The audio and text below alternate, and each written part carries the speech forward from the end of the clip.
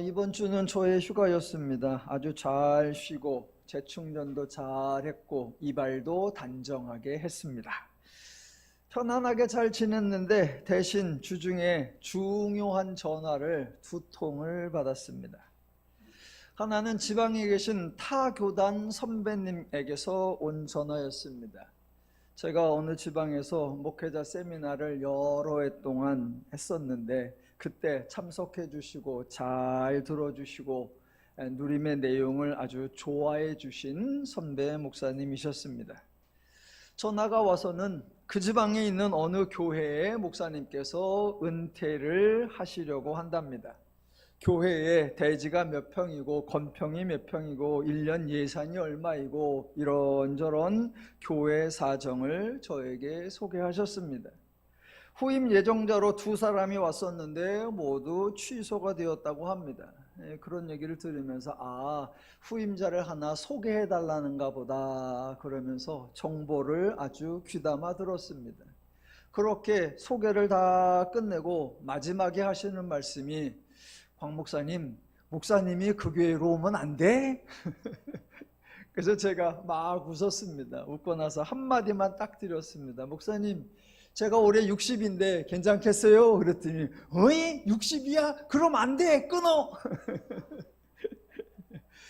네, 제가 아주 젊어 보였나 봅니다. 제가 동안입니다. 밖에서는요, 제가 아직도 유망주이고 꿈나무이고 잘 나가는 사람입니다.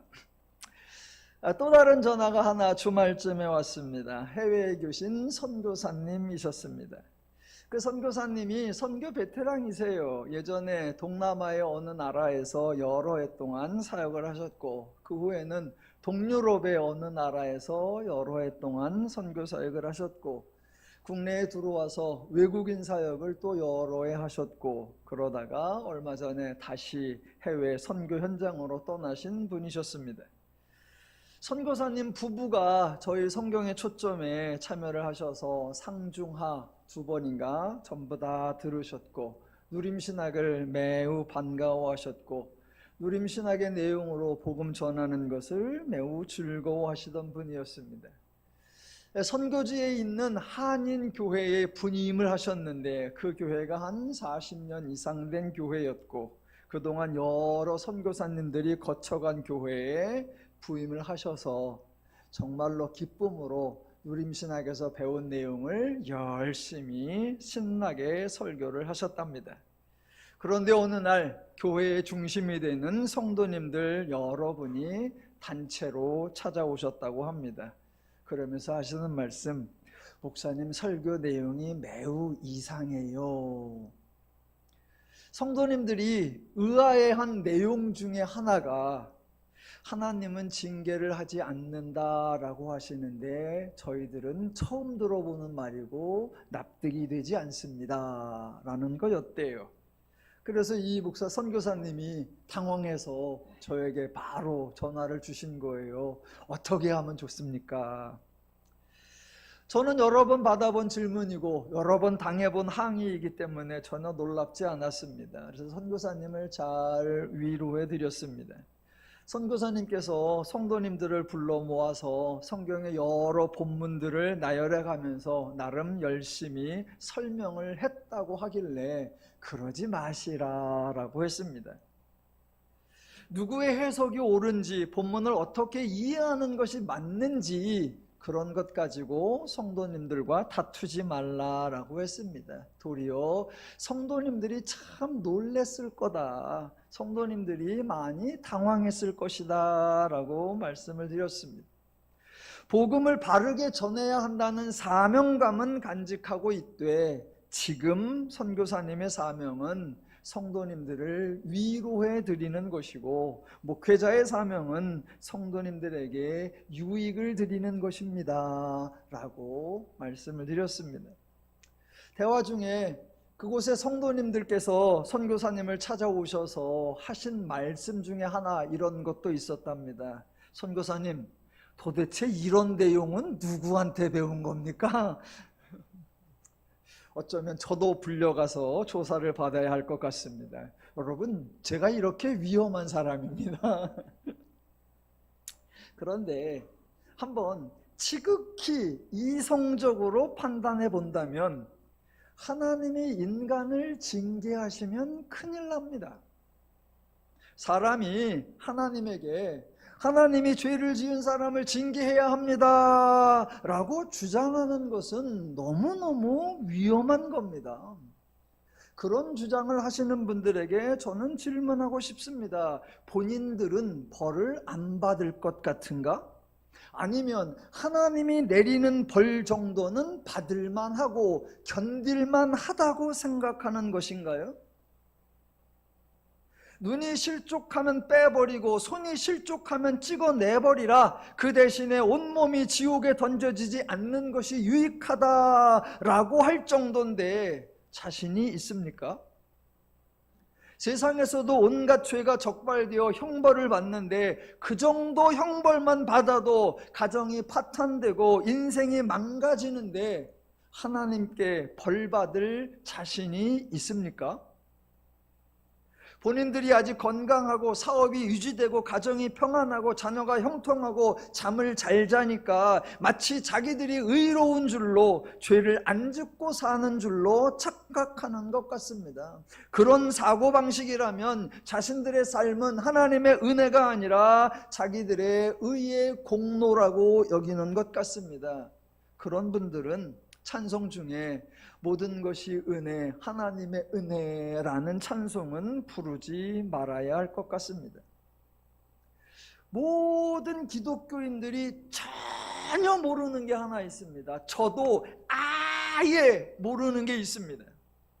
그게 뭐냐면 만약 하나님이 인간을 징계하신다면 어떤 형벌을 내리실까요?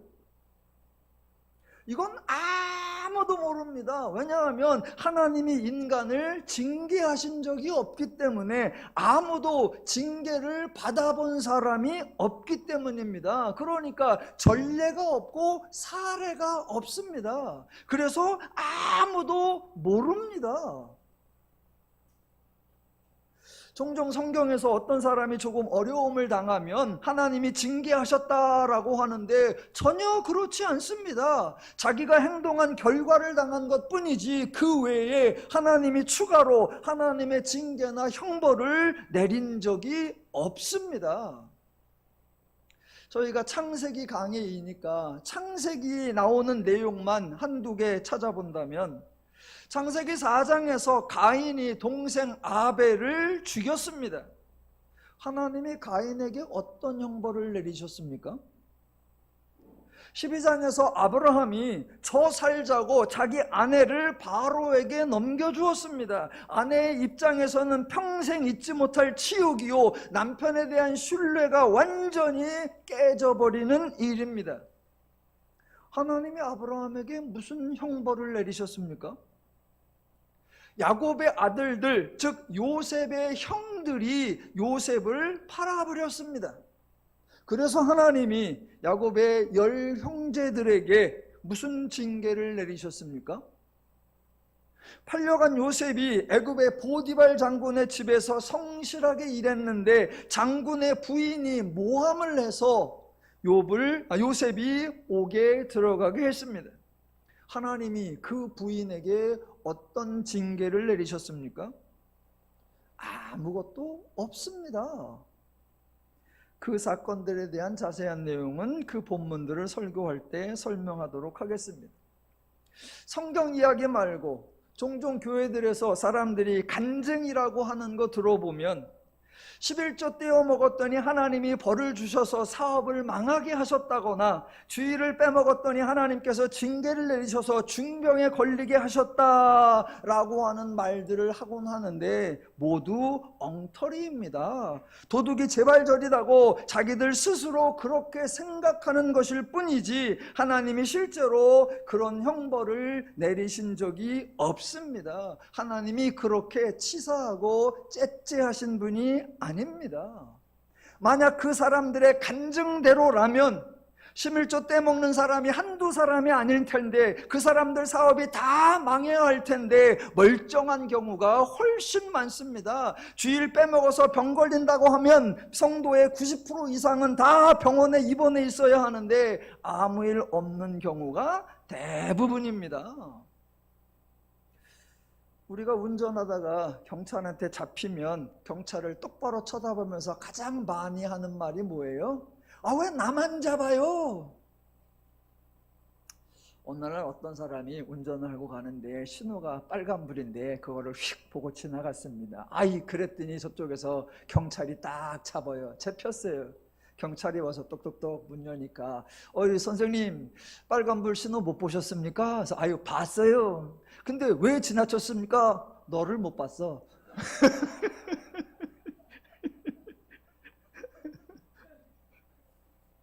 하나님이 공평하시다면, 하나님이 정의로우시다면 어떤 사람은 벌 주고 어떤 사람은 눈 감아주면 안 됩니다. 11조 떼먹었다고 벌을 주려면 11조 떼먹는 모든 성도를 벌 주어야 하고, 주일에 예배 빠져서 징계를 하려면 주일에 예배 빠지는 모든 성도를 징계해야 합니다. 그런데 재수 좋으면 하나님의 징계에서 빠져나갈 수도 있는 것입니까? 하나님도 한 사람 잡아서 벌 주시다가 다른 사람의 죄를 미처 발견하지 못하거나 발견했는데 너무 바빠서 벌 줄 시간이 없는 경우도 있습니까? 아니면 하나님도 대표로 한 사람 잡아서 시범 케이스로 닥달을 하시기라도 하십니까? 하나님께 벌 받았다고 간증하는 사람들, 그저 자기가 사업을 잘못한 경우이거나 아니면 경기가 안 좋아진 경우이거나 어쩌면 정말로 재수가 없는 경우일 때인데 사람들은 남의 탓을 하고 싶어서 하나님이 징계하셨다라고 말하곤 하는 겁니다. 전형적인 죄인들의 수법일 뿐 결코 하나님이 인간을 징계하시는 것이 아닙니다. 만약 하나님이 징계하신다면 그 정도에서 그치지 않을 겁니다. 공평하신 하나님, 정의로우신 하나님을 운운하는데 만약 하나님이 진짜로 인간에게 공평과 정의를 적용한다면 어느 누구도 하나님 앞에 사지가 멀쩡하게 살아갈 수 없습니다. 하나님이 징계하시면 큰일 납니다. 지금 창세기 강해를 진행 중인데 많은 분들이 조금 답답해 하실 겁니다. 왜 이렇게 진도를 천천히 나가나? 예, 저도 이유가 있습니다. 2장에 들어왔는데 2장 이제 중간쯤 가면 그 유명한 구절, 흔히 하나님의 계명, 하나님의 명령, 하나님의 법이라고 잘못 알려진 선악을 알게 하는 나무와 관련된 말씀이 나오고, 3장에 가면 인간의 범죄라고 소개되는 내용, 그리고 그 행동에 대하여 하나님의 징계라고 소개되는 내용이 구절이 나옵니다. 그런 구절을 다루기 위해서는 1장과 2장 전반부에서 하나님의 성품, 하나님의 속성, 하나님의 뜻, 하나님의 마음, 실제로 창조 활동에 나타나고 증명된 하나님의 원리, 하나님의 기준, 하나님의 가치, 하나님의 방식, 이런 것들이 충분히 설명되어야 합니다. 하나님이 전혀 권위적이지 않다는 것, 하나님이 인간을 지배하거나 통제하지 않는다는 것, 하나님이 너무나 인간을 존귀하게 대해주신다는 것, 모든 면에서 인간의 유익을 위해 무한한 배려를 해주신다는 것, 인간을 향한 하나님의 말씀은 전적으로 복이라는 것, 이런 등등 자꾸 설명을 들어서 이해가 되고 납득이 되고 동의가 되어야 합니다. 아, 하나님은 이런 분이시구나 라는 걸 알아야 그동안 명령이나 법으로 오해했던 구절, 징계나 처벌로 오해했던 구절들을 바로 잡을 수 있습니다. 그저 1장에서 하나님이 창조하셨습니다, 세상은 진화된 것이 아니라 창조된 것입니다 라고 강조하거나, 그래서 하나님이 창조주이시니까 당연히 최고의 권력자이고 당연히 하나님의 말씀은 그 자체로 법이고 명령이고 인간은 복종해야 합니다 라는 패턴으로 본문을 생각하면 앞으로 2장과 3장에서 어마어마한 오해와 왜곡과 변질이 망설임 없이 만들어지게 되는 겁니다. 저와 여러분은 지금까지의 그런 실수를 반복해서는 안 됩니다. 또 하나, 선교사님의 전화를 듣고 제가 여러분에게 한 가지 부탁드리고 싶은 건 저와 여러분이 공동의 책임감을 좀 가졌으면 좋겠다라는 겁니다. 비록 많지는 않지만 성경의 초점을 통해서 배운 대로 누림신학의 관점으로 설교를 하시는 분들이 계신데, 그분들이 신중하게 복음을 잘 전하려고 노력하시는데 종종 내용 때문에 어려움을 겪으실 때가 있습니다. 그때 저와 여러분이 그분들의 버팀목이 되어 주셔야 합니다. 그 버팀목 중에 가장 중요한 것이 성경 본문을 잘 풀어서 정말 바르게, 정말 복음답게 설명해 주어야 하는 겁니다.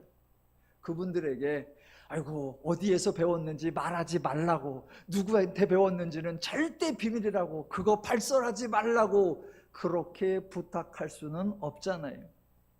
창세기 강의를 통해서 저와 여러분도 은혜를 받고 동시에 다른 분들이 참고할 수 있는 소중한 자료도 제공해 주어야 하는데 성도 여러분들께서 동참해 주셔서 진심으로 감사를 드립니다.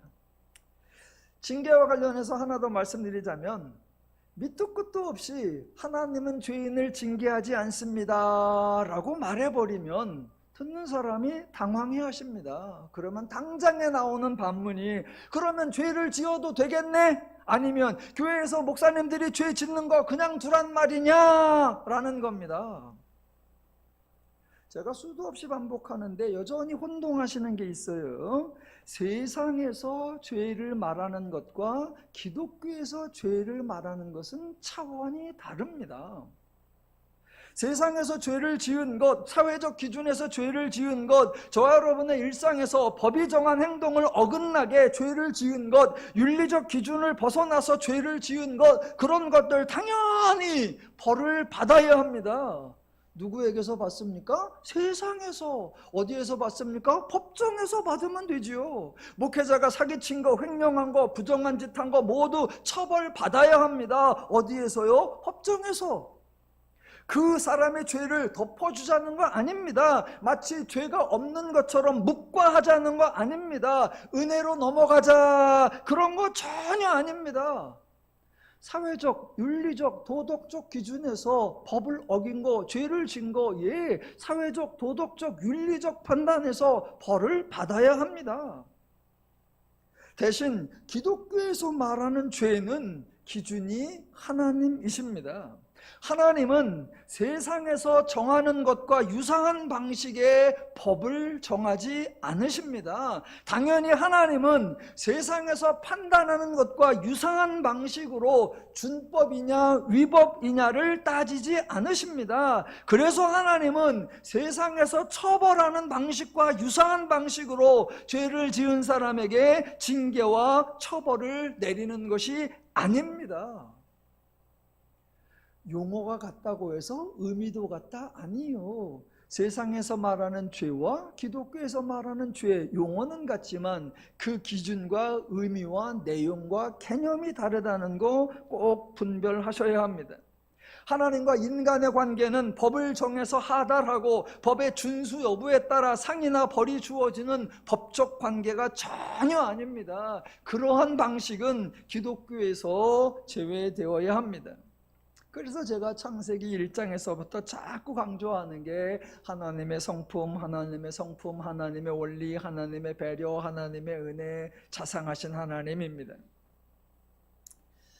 자, 하나님이 인간을 창조하실 때 하나님이 자기 형상, 곧 하나님의 형상대로 사람을 창조하시되 라고 했습니다. 여기 나오는 하나님의 형상이 하나님의 성품, 하나님의 속성, 하나님의 마음, 하나님의 기준, 가치, 개념, 의미, 원리, 방식, 능력이라고 했습니다.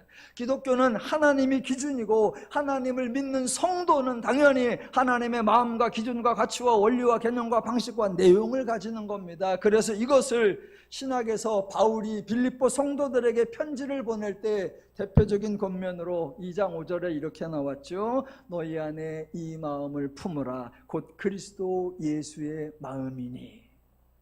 예수의 마음 반대가 뭐지요?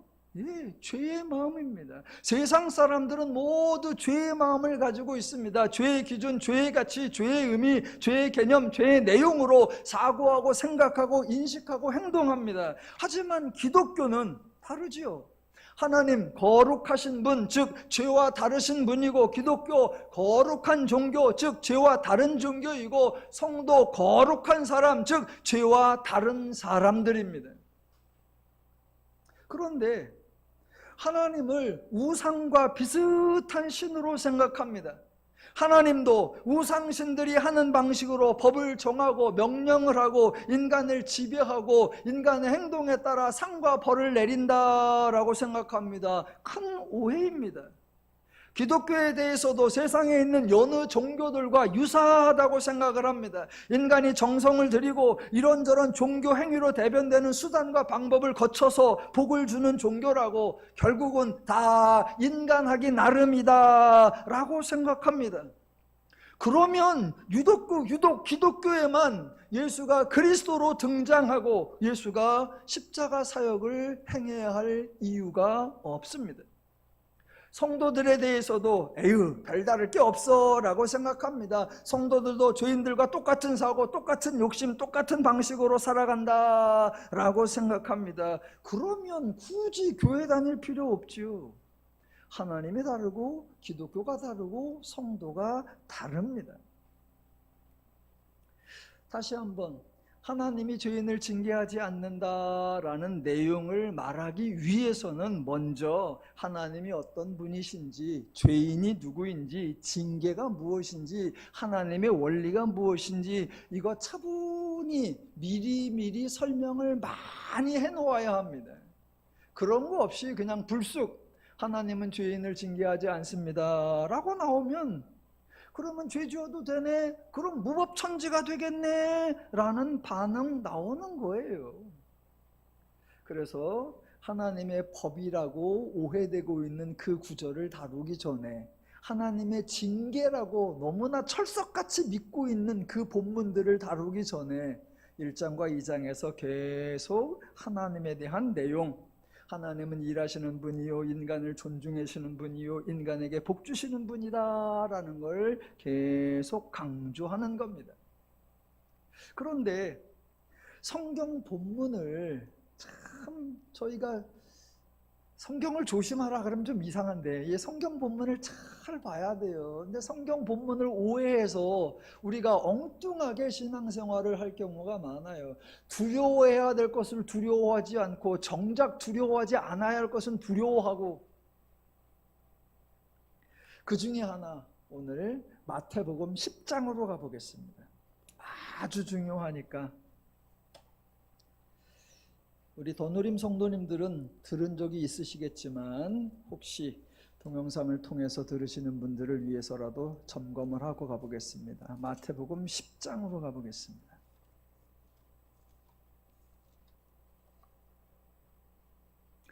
자, 마태복음 10장 24절부터 보시겠습니다. 마태복음 10장 24절.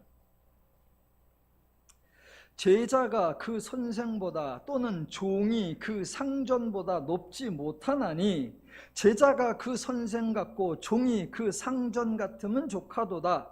집주인을 바알세불이라 하였거든 하물며 그 집 사람들이랴 입니다. 집주인을 바알세불이라고 불렀던 자들이 있죠. 예수님이 병을 고치니까 쫓아와서 저가 바알의 힘을 덧입어 고치는도다 라고 예수님을 바알세불로 몰아붙인 자들이 있었습니다. 그들이 누구였습니까? 예, 유대교 관원들이었습니다. 그런 유대교 관원들에 대하여 하시는 말씀이 그 다음 26절. 그런즉 그들을 두려워하지 말라. 감추인 것이 드러나지 않을 것이 없고 숨은 것이 알려지지 않을 것이 없느니라. 내가 너희에게 어두운 데서 이르는 것을 광명한 데서 말하며 너희가 귓속말로 듣는 것을 집 위에서 전파하라 입니다. 자, 그리고 이제 정작 중요한 거, 이게 누구를 말하는 건지 정확하게 분별해야 하는 내용이 28절에 나옵니다. 몸은 죽여도 영혼은 능히 죽이지 못하는 자들을 두려워하지 말고 오직 몸과 영혼을 능히 지옥에 멸하실 수 있는 이를 두려워하라. 자, 두려워하지 말아야 하는 존재와 두려워해야 하는 존재가 소개되고 있습니다. 제가 각각 나누어서 질문을 해보겠습니다. 자, 28절. 몸은 죽여도 영혼은 능히 죽이지 못하는 자들, 이게 누구죠?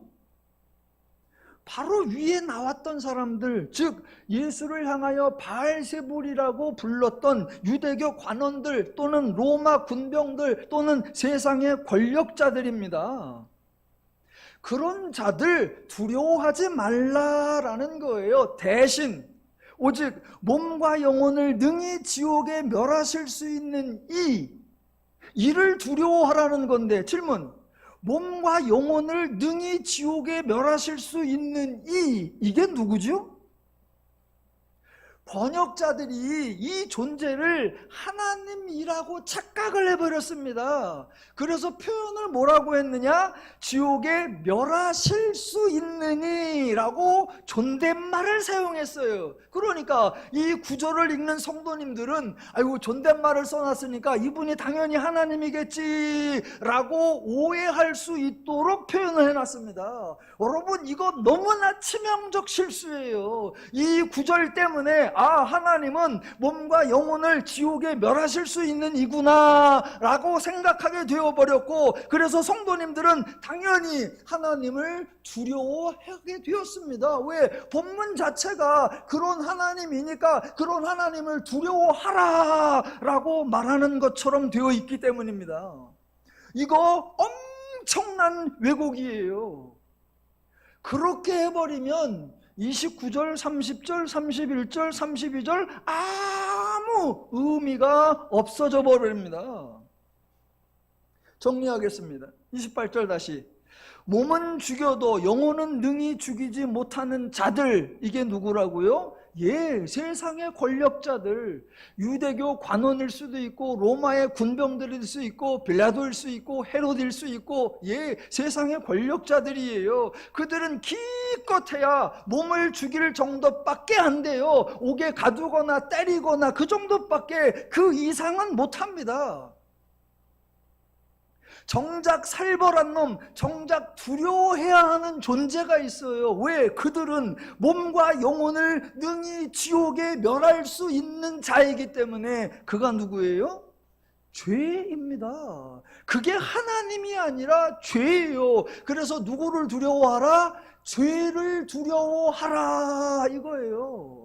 관원들을 아니죠. 관원들도 조금은 두렵죠. 왜? 때리기도 하고 감옥에 집어넣기도 하니까 관원들도 두려워요. 그러나 그것들은 기껏해야 때리는 거예요. 기껏해야 집어넣는 거예요. 집어넣으면 얼마 있다 나오면 돼. 그러니까 그것들은 별로 두려워할 게 아니야. 정작 두려워한 건 몸과 영혼을 지옥에 멸할 수 있는 존재, 그 죄를 두려워하라라는 거예요.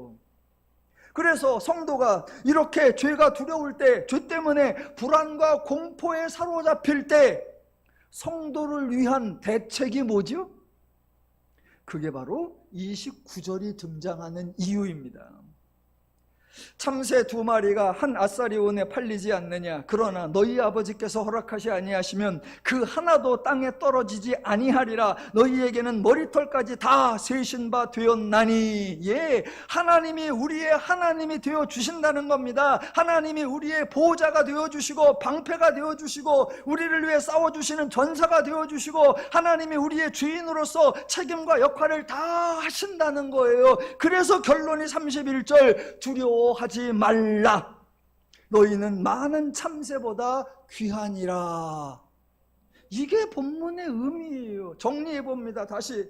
혹시 관원들이나 세상 권력자들이 너희를 옥에 가두고 몸을 죽일지라도 기껏해야 그 정도이니까 두려워하지 말라. 정작 두려워해야 할 것은 몸과 영혼을 능히 지옥에 던지는 죄이니까 죄를 두려워하라. 그런데 너희는 죄를 두려워하지 않아도 된다. 왜냐하면 하나님이 죄가 너희의 몸과 영혼을 능히 지옥에 던지지 못하도록 너희를 지키고 보호할 것이기 때문이다. 너희는 하나님을 의지하라. 하나님을 신뢰하라. 너희의 아버지 되시는 하나님으로 인해 평안할지어다.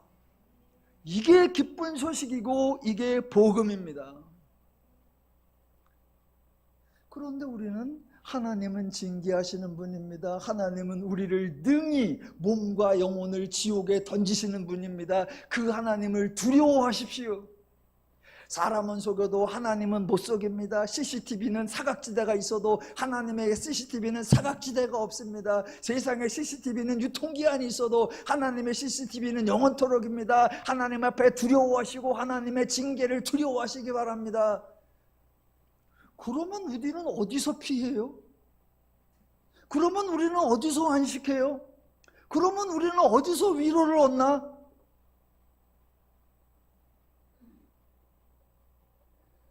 멸하실 수 있느니, 거기다 존댓말 하나 써놓은 게 이렇게 치명적이고 이렇게 엄청난 왜곡을 만들어내요.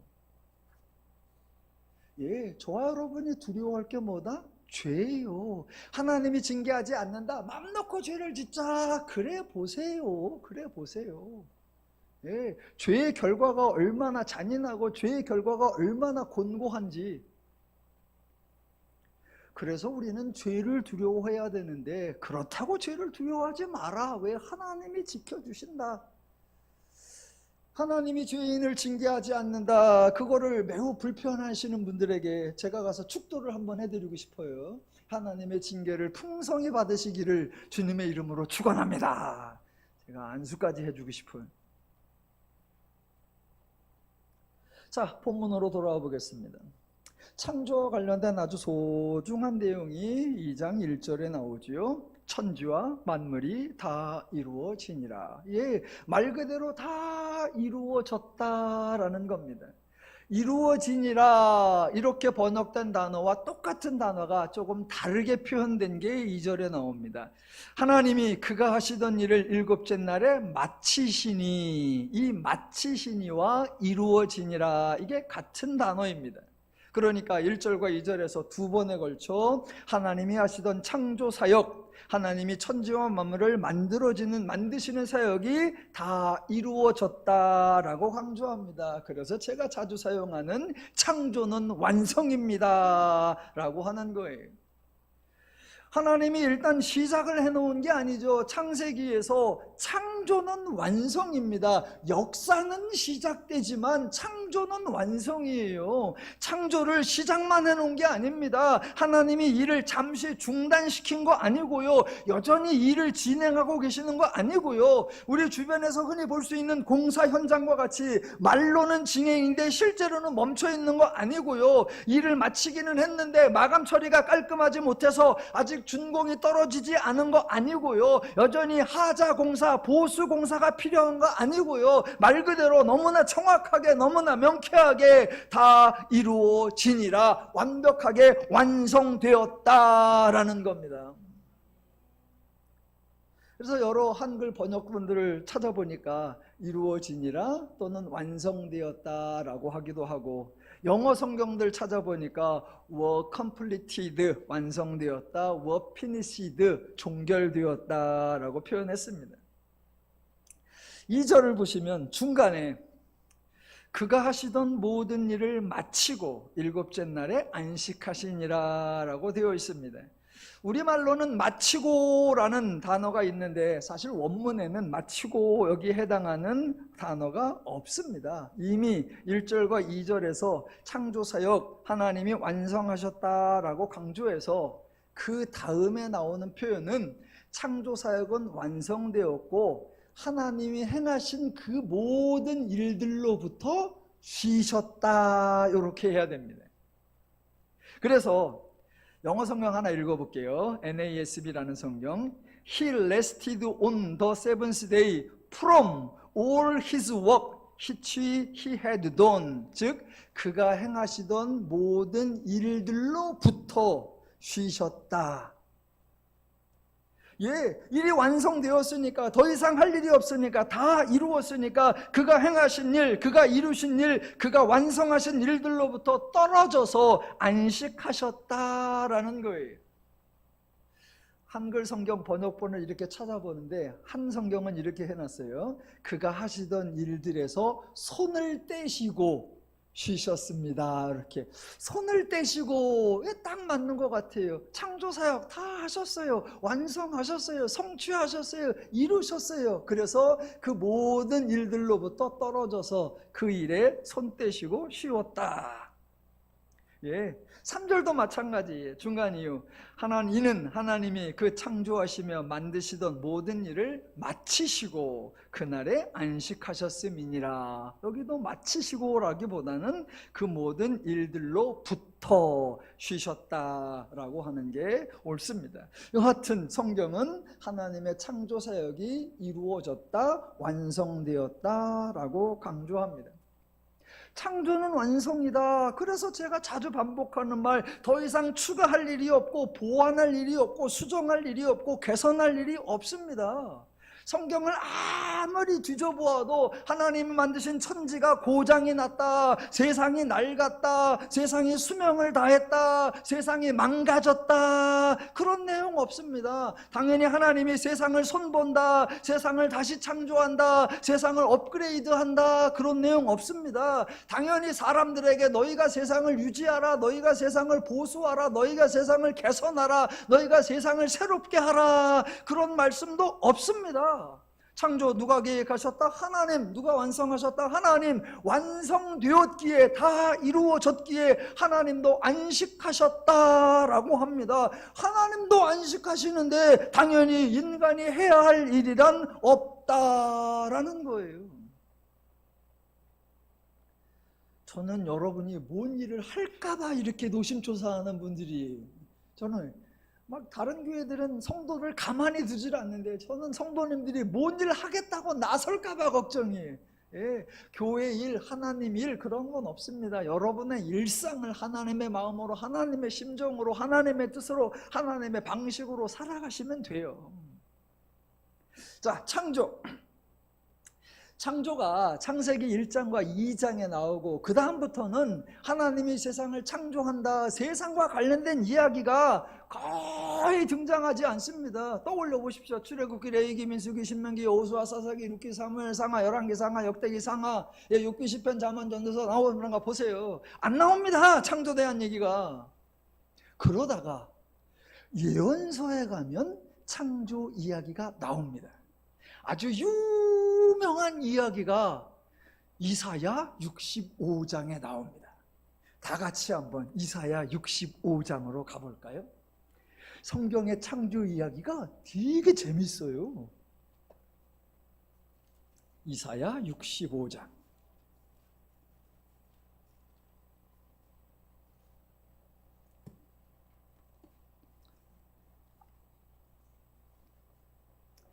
자, 창세기 1장과 2장에 하나님이 하늘과 땅, 천지와 만물을 창조하셨다, 다 이루셨다라고 나오고, 그 다음에는 창조에 관련된 이야기가 안 나오다가 이사야 65장 17절로 가봅니다.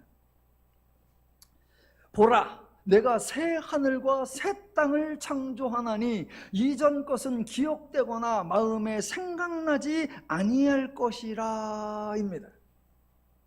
처음 창조도 하나님의 사역이었듯이 새하늘과 새 땅을 창조하는 것, 그것도 내가 하리라 라고 하신답니다. 이 하나님이 하시겠다고 하니까 저 여러분은 그렇게 하세요 하시면 됩니다. 그런데 자, 내가 새하늘과 새 땅을 창조하나니 라고 한다면 그 다음에 이어지는 내용이 하늘이 어떻게 변하고 땅이 어떻게 달라지는지 그것이 나와야 합니다. 바다가 어떻게 새롭게 되고 해와 달과 별들이 어떻게 새롭게 되고 각종 생물들이 어떻게 새롭게 되는지, 하나님이 새하늘과 새 땅을 어떻게 새롭게 만드시는지 그 이야기가 나와야 됩니다. 그런데 그 다음 구절을 읽어보면 전혀 내용이 다릅니다. 자, 17절부터 다시 볼게요. 내가 새하늘과 새 땅을 창조하나니 이전 것은 기억되거나 마음에 생각나지도 아니할 것이라. 와, 새롭게 새하늘과 새 땅을 지은대요. 너희는 내가 창조하는 것으로 말미암아 영원히 기뻐하며 즐거워할지니라. 그 다음부터 이제 보라, 내가 예루살렘을 즐거운 성으로 창조하며 그 백성을 기쁨으로 삼고 내가 예루살렘을 즐거워하며 나의 백성을 기뻐하리니. 새하늘과 새 땅 얘기가 이렇게 나옵니다. 우는 소리와 부르짖는 소리가 그 가운데에서 다시는 들리지 아니할 것이며 거기는 날수가 많지 못하여 죽는 어린이와 수한이 차지 못한 노인이 다시는 없을 것이라. 곧 100세에 죽는 자를 젊은이라 하겠고 100세가 못되어 죽는 자는 저주받은 자이리라. 이게 무슨 새하늘과 새 땅 얘기예요? 21절, 그들이 가옥을 건축하고 그 안에 살겠고 포도나무를 심고 열매를 먹을 것이며 그들이 건축한 데에 타인이 살지 아니할 것이며 그들이 심은 것을 타인이 먹지 아니하리니 이는 내 백성의 수한이 나무의 수한과 같겠고 내가 택한 자가 그 손으로 일한 것을 길이 누릴 것이며 그들의 수고가 헛되지 않겠고 그들이 생산한 것이 재난을 당하지 아니하리니 그들은 여호와의 복된 자손이요 그들의 후손도 그들과 같을 것임이라. 그들이 부르기 전에 내가 응답하겠고 그들이 말을 마치기 전에 내가 들을 것이며. 하늘이 어떻게 되었대요? 땅이 어떻게 되었대요? 새하늘이 어디서 어떻게 생겼대요? 새 땅이 어디서 어떻게 만들어졌대요? 그런 얘기다 아니다? 전혀 아니에요. 새하늘과 새 땅 얘기가 나오는데 하늘 얘기 아니고 땅 얘기 아니고 물질 얘기 아니고 지구 얘기 아니고 세상 얘기 아니고 너희가 이제는 이렇게 새롭게 살게 될 것이다. 예, 하나님이 인간의 삶을 새롭게 한다는 거예요. 생물들의 삶도 마찬가지예요. 25절, 와, 새롭게 창조해. 어떻게? 이리와 어린 양이 함께 먹을 것이며 사자가 소처럼 짚을 먹을 것이며 뱀이 흙을 양식으로 삼을 것이니 나의 성산에서는 해함도 없겠고 상함도 없으리라. 이게 하나님이 말씀하시는 새하늘과 새 땅, 새 창조예요.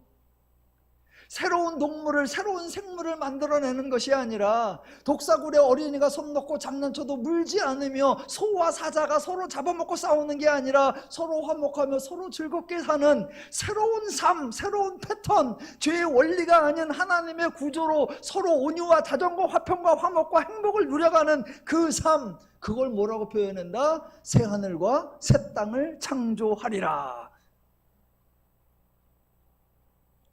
하나 더 볼까요? 이거는 그냥 안 찾아보고 들으셔도 됩니다.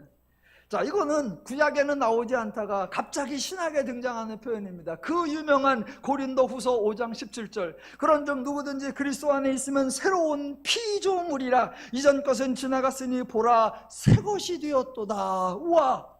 인간에 대해서 새로운 피조물이라는 표현을 썼습니다. 와, 새로운 피조물, 그럼 뭐예요? 새 살이거나 새 뼈이거나 새 피거나 새 세포거나 새 조직이거나 새 뇌이거나 새 기구이거나 인간이 새로운 뭔가로 바뀌어야죠.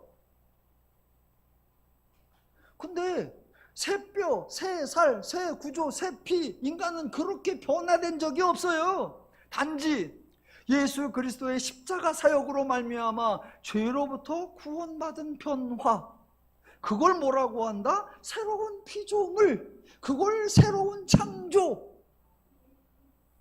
그러니까 인간을 새로운 피조물, 새 것이라고 했는데 그 내용이 뭐냐? 죄로부터 벗어나 하나님께 속하는 것. 그렇다고 하면 새하늘과 새 땅을 창조한다라고 하는 그 표현도 내용이 뭐다? 하늘이 없어지고 땅이 부서지고 동물들이 새로워지는 게 아니라 너희들에게 새로운 삶, 너희들에게 새로운 평안과 자유와 안식과 기쁨과 온유와 화평과 평강, 그것이 함께 누려지는 그런 삶을 만들어 줄게. 그게 하나님이 말씀하신 새 창조라는 것을 이해할 수 있는 겁니다.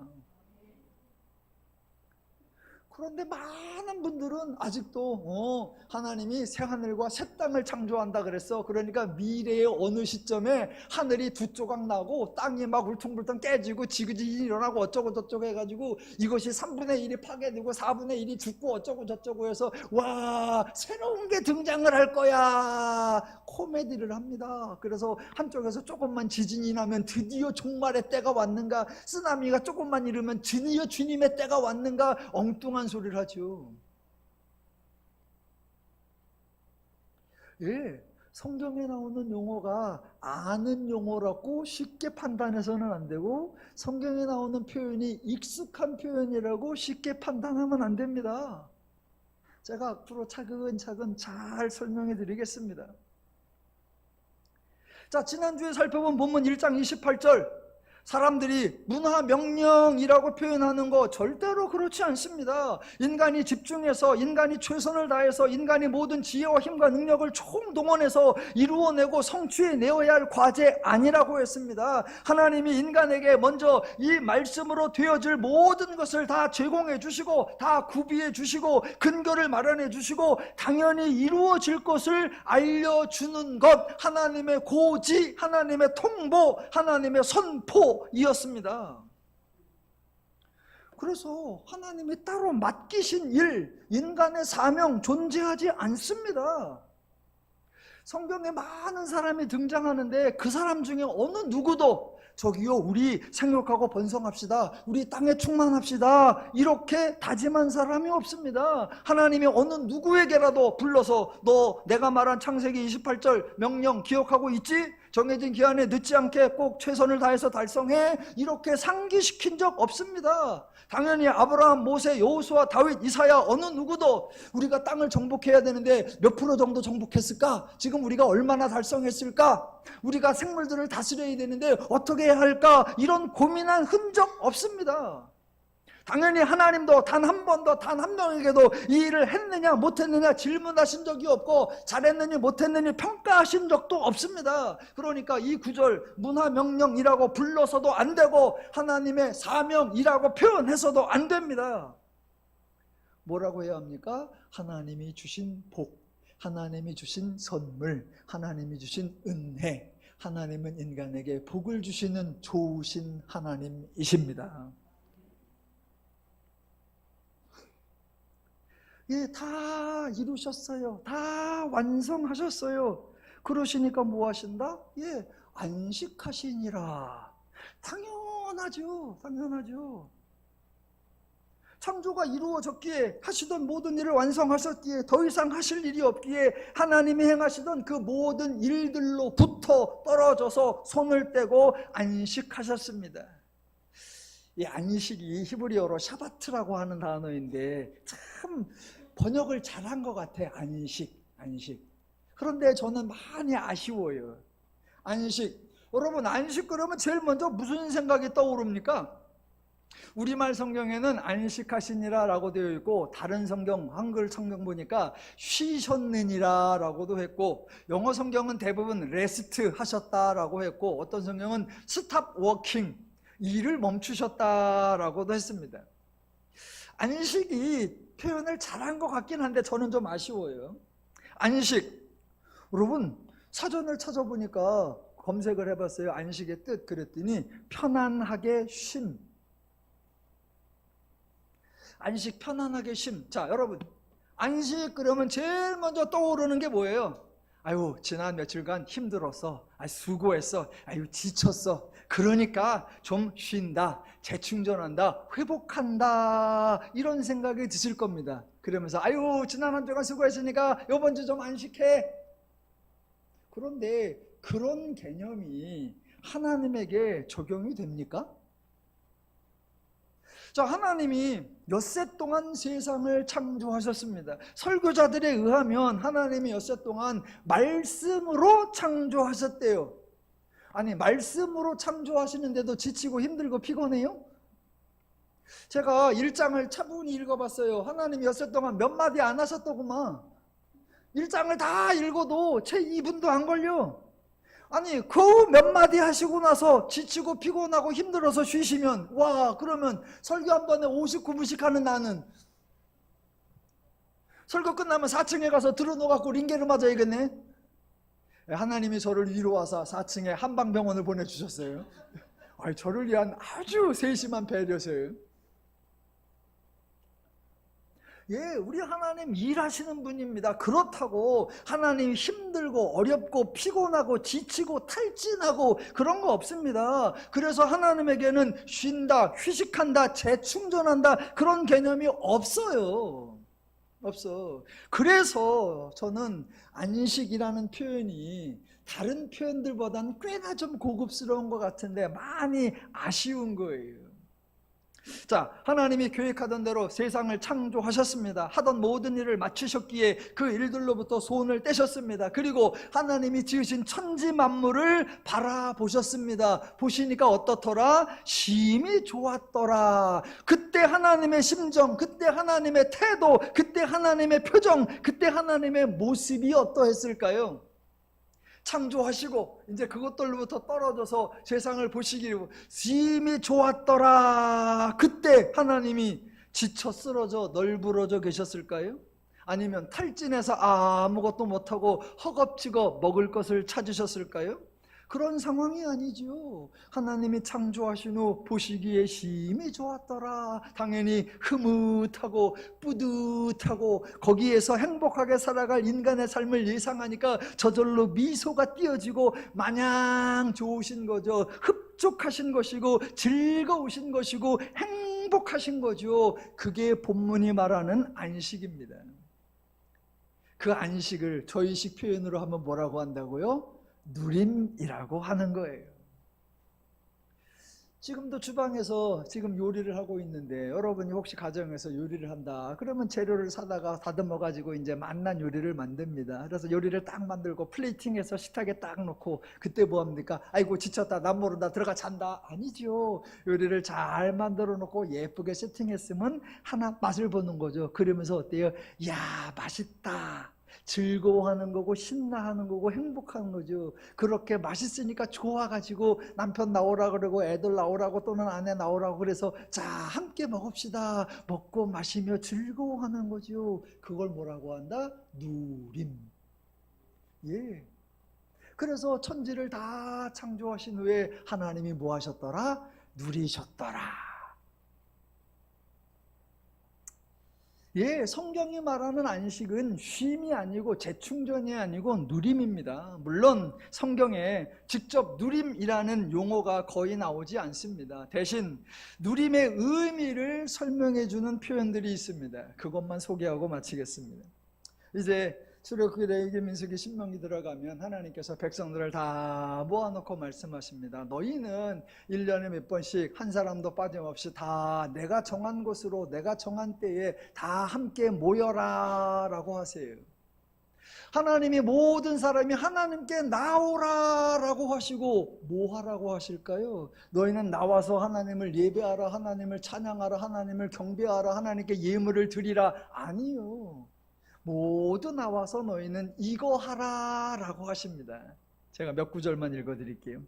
신명기에 나오는 건데, 자 12장 12절 너희와 너희 자녀와 노비와 함께 너희의 하나님 여호와 앞에서 즐거워할 것이요 내 성중에 있는 레위인도 그리할지니 12장 18절 오직 내 하나님 여호와께서 택하실 곳에서 내 하나님 여호와 앞에서 너는 내 자녀와 노비와 성중에 거주하는 레위인과 함께 그것을 먹고 또 내 손으로 수고한 모든 일로 말미암아 내 하나님 여호와 앞에서 즐거워하되 14장 26절 내 마음에 원하는 모든 것을 그 돈으로 사되 소나 양이나 포도주나 독주 등 내 마음에 원하는 모든 것을 구하고 거기 내 하나님 여호와 앞에서 너와 내 권속이 함께 먹고 즐거워할 것이며 16장 11절 너와 내 자녀와 노비와 내 성중에 있는 레위인과 및 너희 중에 있는 객과 고아와 과부와 함께 내 하나님 여호와께서 자기 이름을 두시려고 택하신 곳에서 내 하나님 여호와 앞에서 즐거워할지니라 16장 14절 절기를 지킬 때에는 너와 내 자녀와 노비와 내 성중에 거하는 레위인과 객과 고아와 과부가 함께 즐거워하되 26장 11절 내 하나님 여호와께서 너와 내 집에 주신 모든 복으로 말미암아 너는 레위인과 너희 가운데 거류하는 객과 함께 즐거워할 것이라. 이것이 성경이 말하는 안식이요 저희가 말하는 누림입니다. 처지가 다를 수 있고 상황이 다를 수 있고 신분이 다를 수 있고 여건이 다를 수 있죠. 그런데 모두가 하나님 앞에 나와서 모두가 먹고 마시며 즐거워하라. 너희가 내 앞에 나올 수 있도록 내가 너희를 지켜줄 것이며 내가 너희가 내 앞에 들고 나올 수 있도록 풍성한 물질의 복을 줄 것이며 그때 너희는 들고 나와서 이거 하나님이 주신 겁니다 라고 고백하면서 먹고 마시며 즐거워하며 행복하고 신나고 즐겁게 행복하게 멋지게 살아라.